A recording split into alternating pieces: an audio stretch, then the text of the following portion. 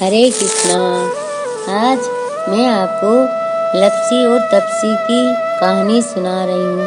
इस कहानी को जरूर कार्तिक नहाने वाली औरतें सभी को इसको जरूर सुनना चाहिए, क्योंकि जब तक कहानी इस लप्सी तपसी की कहानी नहीं सुनते हैं तो हमारा कार्तिक नहाने का फल हमको नहीं मिलता है। इसलिए ये कहानी जरूर सुननी चाहिए। एक लप्सी था, एक तपसी था। तपसी तो तप करता था और लप्सी रोज सवा सेर की लापसी बनाकर भगवान के भोग लगाकर थोड़ी खुद के लिए रख लेता था और बाकी बची लापसी से भूखों को भोजन करा देता था, फिर खुद जीम लेता था। एक दिन दोनों जने लड़ने लगे। लप्सी कहता था मैं बड़ा, तपसी कहता था नहीं मैं बड़ा। उधर से नारद जी निकल रहे थे। उन्होंने पूछा कि तुम दोनों जने किस बात पर लड़ रहे हो। उन्होंने कहा हम दोनों इस बात पर लड़ रहे हैं कि हमें से बड़ा कौन है।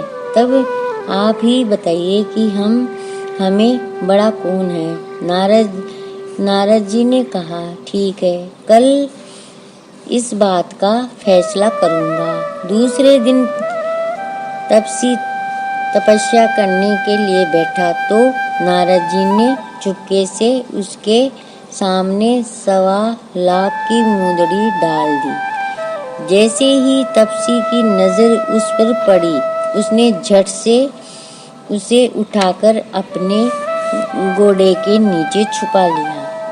तपसी ने 1.25 सेर की लापसी बनाकर भगवान के भोग लगाकर भूखों को खिलाया, फिर खुद ने खाई। तभी नारद जी वहां आ गए। तपसी ने पूछा अब बताइए हमें से बड़ा कौन है। नारद जी ने कहा तपसी आपने मुंदड़ी चुराई है, इससे आपकी तपस्या भंग हो गई। इस कारण इसका परिणाम यह है कि आपके घुटने के नीचे चुराई हुई मुंदड़ी अभी भी रखी है। अतः लप्सी बड़ा है। वैसे ही भी अन्नदान का मातम तपस्या से ज्यादा है। तपस्वी ने कहा मेरी तपस्या का फल मुझे कैसे मिलेगा। नारद जी ने कहा तेरी तपस्या का फल तुझे ऐसे मिलेगा कि यदि कार्तिक नहाने वाली औरतें कार्तिक मातम की सब कहानी कहकर लप्सी तपसी की कहानी नहीं सुनेगी तो उनके कार्तिक नहाने का फल तुझे हो जाएगा।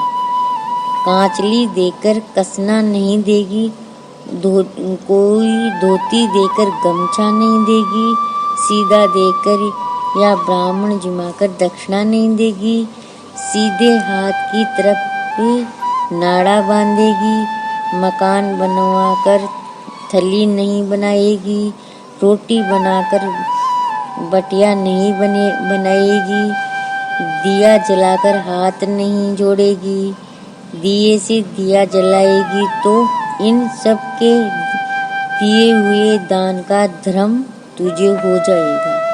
इतना कहकर नारद जी चले गए। हे भगवान, उनकी जैसी लड़ाई करी वैसी कोई की मत करना।